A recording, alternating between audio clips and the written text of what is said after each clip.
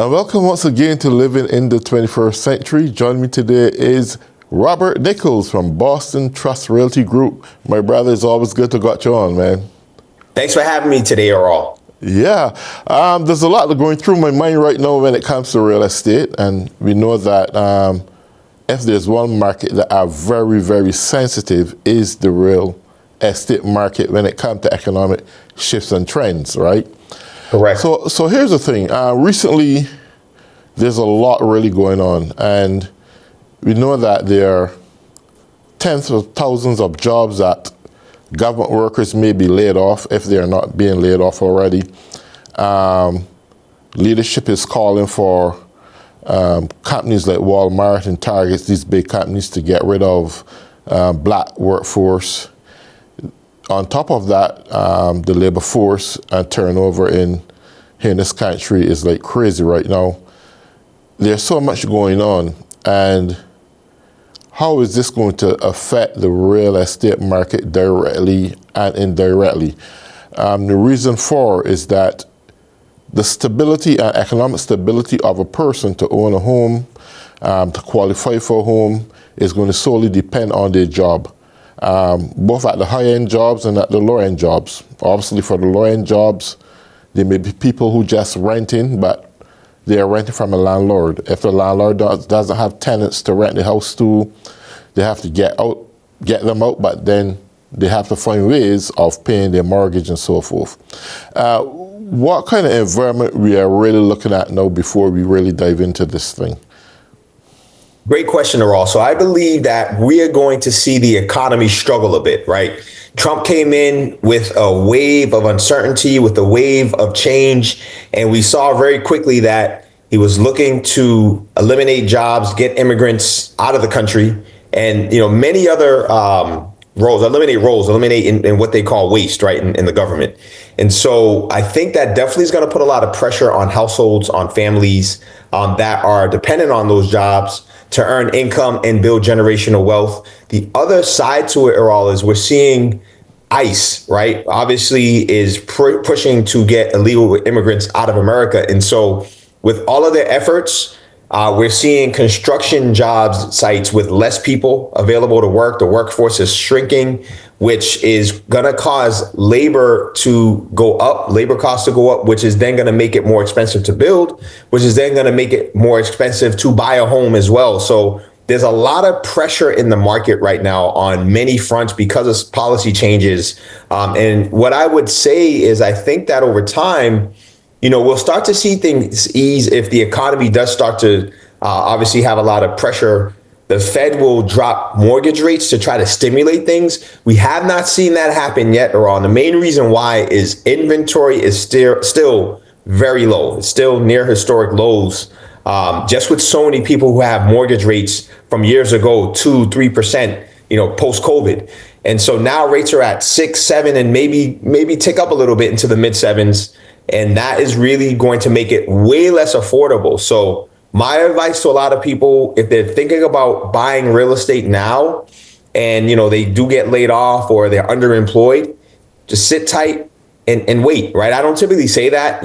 I think if you qualify to buy knowing that you can marry the house and date the rate. Have you heard that before?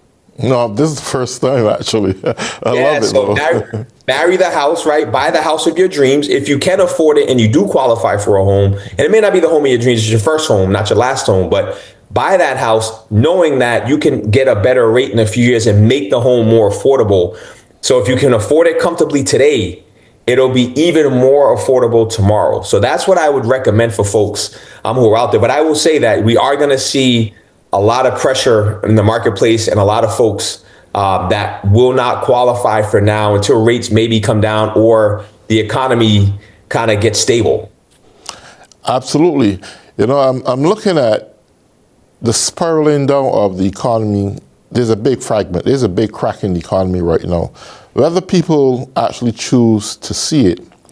But my concern for this generation and those who would have this concept of the American dream, do you see eventually, because this is just like 2 months into a new government, and all hell break loose. And based on what I'm hearing, And we have to look at the subliminal messages that comes in between some of the leader speeches. I'm not going to call it names right now. The leader speeches, right?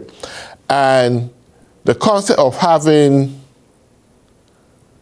competent white men to run the country based on their concept of competency is really an insult to the balance of the nation, because we got competent people of all races, all classes, all creeds, etc., that capable of doing many things. But it's not so much about competency, it's about the wealthy, the affluent, the rich aristocrats to run things just to keep a certain portion of people at a certain level in wealth, right? Now, the medium-sized entrepreneurs and entrepreneurs like yourself that, I don't want to use the word struggling, but have to go out there and go and get things, make things happen, continuously strategize. It worries me how they're going to really have to wrap their minds of keeping a successful business going, considering this dark drought that real estate is going to be experiencing. And I say that bluntly because the reality is that I know above all other industries, if there's one industry that very, very sensitive to the shifts of the economy, is real estate and the real estate market. And by rights, I hope that government got the common sense to recognize that real estate is basically one of the most economic backbones of any country's economy. I mean, many nations depend solely on real estate to keep their gross domestic product alive to some degree, right? Correct. And I'm saying this because we got to look at it realistically and practically. Government just sending home illegal immigrants. I mean, when this thing first started, we had like over 30 Americans got arrested, right? They're sending home both legal and illegal. If you got a minor misdemeanor or a little tiny offense, you go with those who are illegal too. I mean, that is troubling, right? You can't find perfect people in our nation. And when it started to happen, your people who depend on each other to pay a mortgage and pitch in when the month comes to pay a mortgage and keep things going, with that money gone,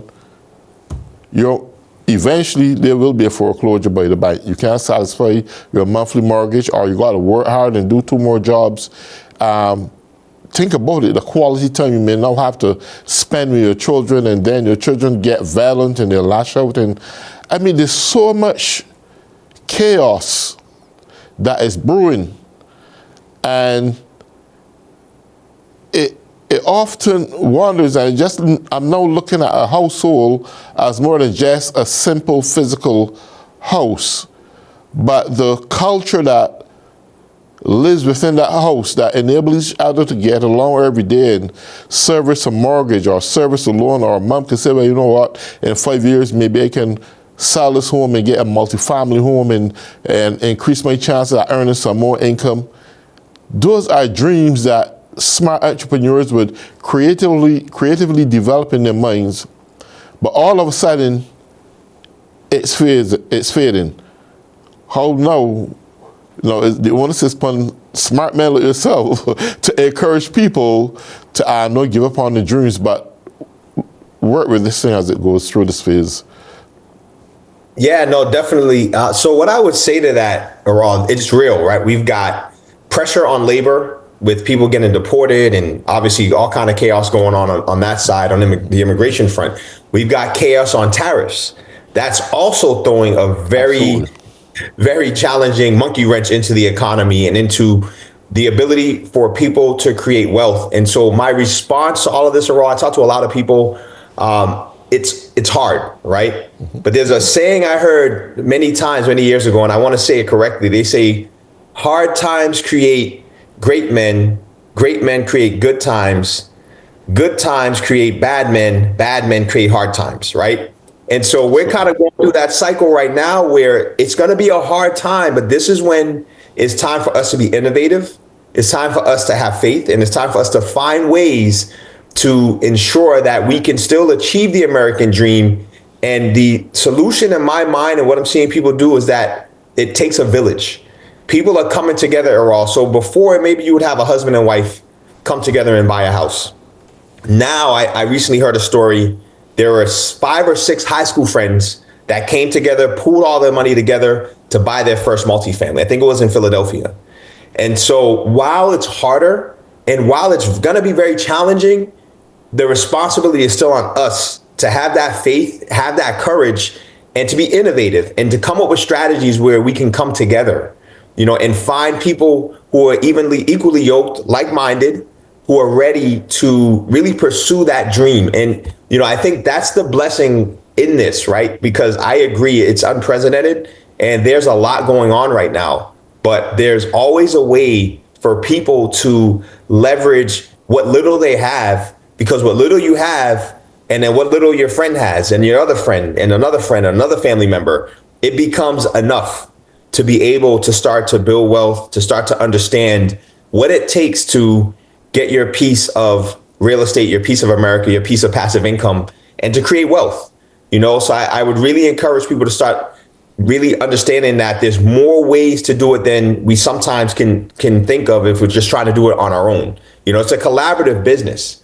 And then the other piece is people have to start getting educated on what it looks like. What does the process look like? How do you buy a home? I started a free community recently because I really want to empower people to be able to communicate, to come together and learn. I've got free courses in there. We do Q&A sessions. We do live events, all for free, because it's really an effort to just teach people the process and allow people to really get started. And if they need more support and help, great, we're here for that as well. But that's really what it's going to take, an innovative approach. It's going to take a village, and it's going to take people coming together in one accord to make this happen.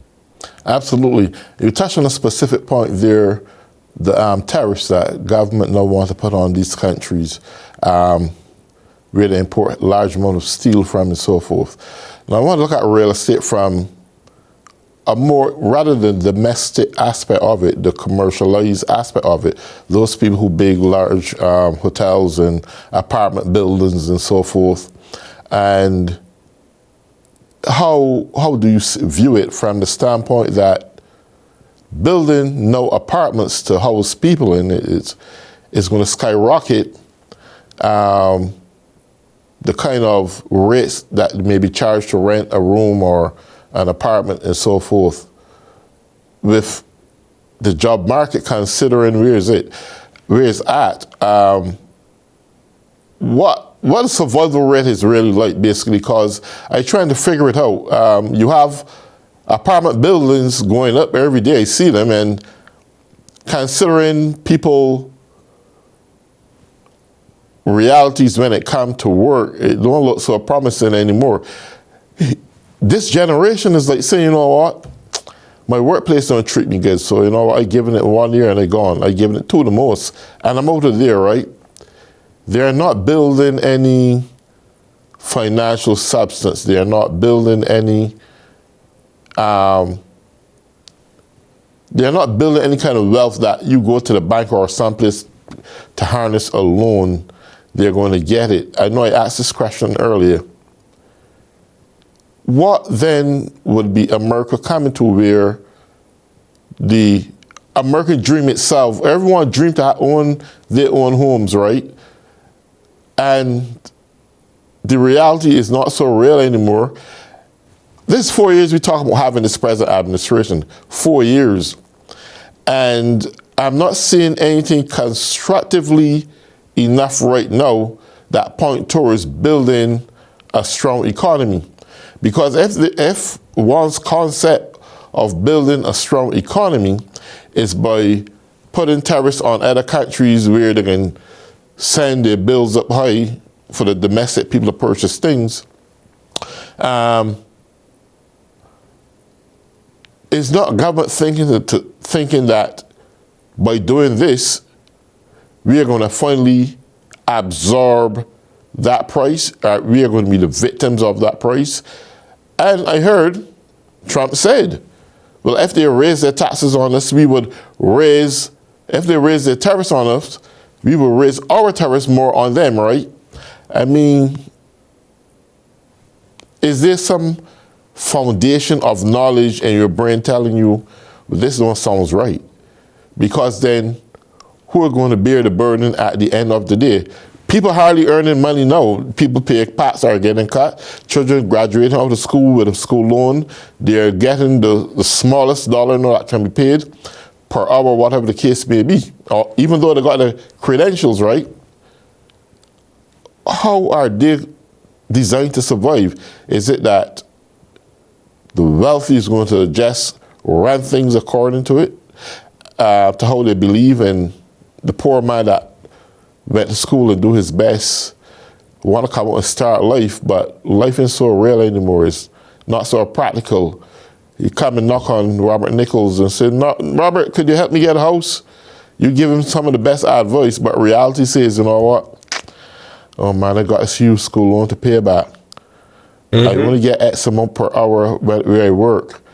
I got a job right in my field that I graduated for, but it paid me so little, and they're telling me I don't have the experience and knowledge.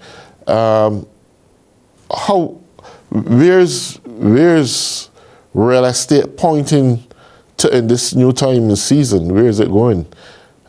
Yeah, no, tariffs are real, and they're going to have an impact both on construction. The bigger projects are a lot of the developers at the highest level building 100 units. They can absorb those tariffs and make it work. A lot of them already are getting their products direct overseas. So they're not going to Home Depot. There's a whole procurement process that cuts out the middleman. But I would say anyone building 50 units, 30 units, 25 unit structures, which we really need those. Those are the guys feeling it the most. They are hurting. And what ends up happening they're not able to build right now because rates are high, materials are high, and labor costs are high. So a lot of projects that are approved, I just financed a project for a friend of mine, 50 unit project, he's approved. So we financed him to close on the lot, but for him to try to build it, it would not make sense right now. So he's just gonna sit on that lot. He paid $3 million and he's just gonna sit until rates come down, labor comes out, or something gives so that he can provide the housing. And obviously a component of those housing that he's building are affordable units as well. But to answer the other side of your question, I would say, right now, when I talk to a lot of folks, and I'm glad you asked that question because that's a real conversation I have with a lot of people right now. Like, Robert, I'm in my 20s, I'm in my 30s, I want to get started. I'm working a 9-to-5 job. My income is fixed, it's limited. What do I do to really find a way to make it through this time and really grow and earn enough money to where I can start planting some seeds, sowing some seeds to invest? And so what I've done, in addition to having the real estate business, I recently launched a community called the Investor's Edge. And we teach people how to invest in cryptocurrency. We de-risk it because crypto is very risky if you don't know what you're doing. We also teach people how to invest in the stock market.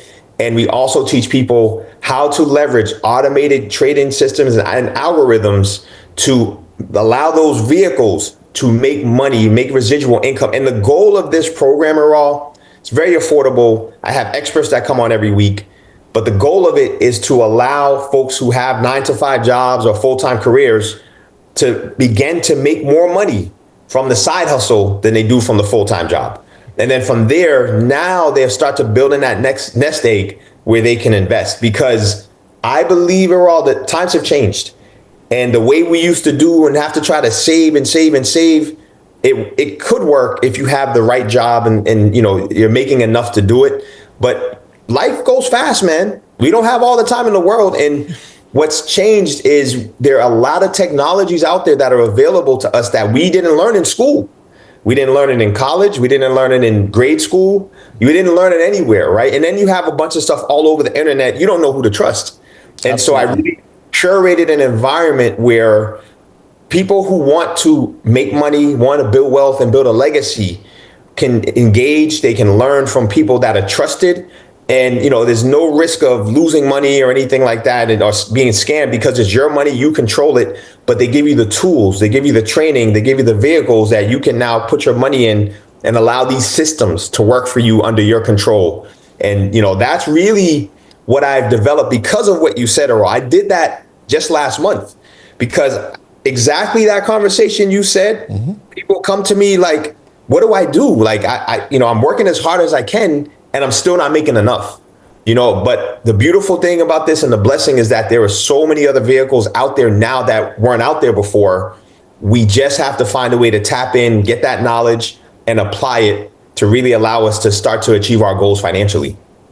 Absolutely. One other thing I want to ask you, I know that banking and credit unions, they're both in the business of giving loans to facilitate the needs of a person who wants to acquire a home. The credit union, on the other hand, give you some very, very cheap rates, and the bank simply don't. Do you see a shift where more people may tend now to run to the credit union?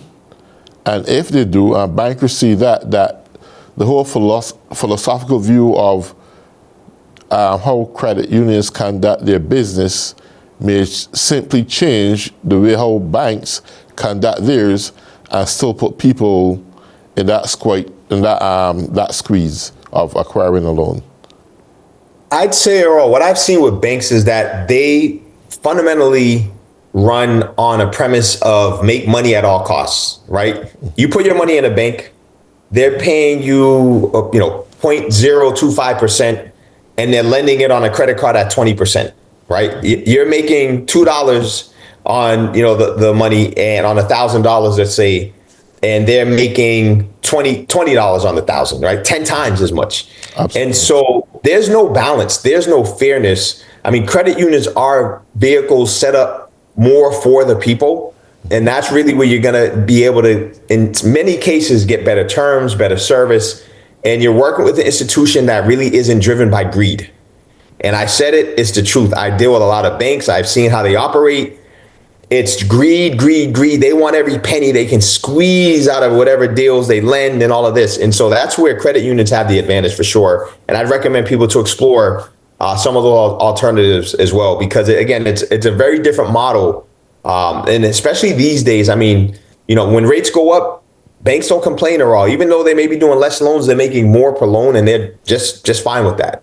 When rates go lower, bankers don't really like that, in my experience, because it's a lot of volume, but they're not getting those big bonuses and not making those huge returns per deal. So it's interesting the way the banks and their goals aren't necessarily aligned with the people's goals, whereas credit unions really more want to provide a service to help people.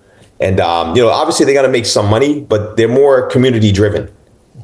One other thing too, considering everything going on at this point, a lot of people may end up losing their homes, right? And may have a lot of homes there on the market, whether it's on foreclosure or otherwise, people trying to sell their homes. And this may call for a drop in the market price on homes and houses and so forth, which may make it affordable for the normal man to buy, but it's still at the same very time, he may not be still qualified for those homes. So would we be in a position just having homes there on the market doing nothing, probably rotting and decaying, and no one to buy them? What do you think would eventually happen? So right now, foreclosures are up. We are seeing that. They're starting to be an uptick in foreclosures this first quarter already. Mm-hmm. And the crazy thing is they're selling. Only because there isn't a ton of inventory. So there's more demand still out there than supply. And not only demand, but pent up demand. People who've been kind of just waiting. And so when you have a historically low inventory, we haven't seen a lot of homes kind of sit. I will say, interestingly enough, the sector and segment of the market we're seeing homes sit is the luxury single family homes. They are not moving, man. People are waiting. And I'm talking, 4 or 5 million and up, Newton, Brookline, Weston, Wellesley, these regional areas where it's very affluent. It's become interesting. There people are just being way more selective and way more demanding about what they want, and they're just waiting for the right house. They're not going to pull the trigger quickly, and then they want a deal because they know these developers are hurting. And so that's the segment of the market that I think we're going to see a lot more pain and carnage than kind of your everyday condo or single family home. Granted, I think last year we peaked the median single value of a Massachusetts home peaked at over 600,000 for the first time ever. I think this year we'll probably level off. We'll be very close to that. It may trend down a little bit. We're kind of seeing a leveling off, not a trail down. So okay. I think for the most part, the market's still healthy. And I don't necessarily see a ton of homes just kind of sitting, because sellers are finally starting to get realistic, and they are going to drop the prices until the buyers' expectations and sellers' expectations align, because they got to move, man. They got to get these homes sold. Okay. Quick question, because we only have 2 minutes left.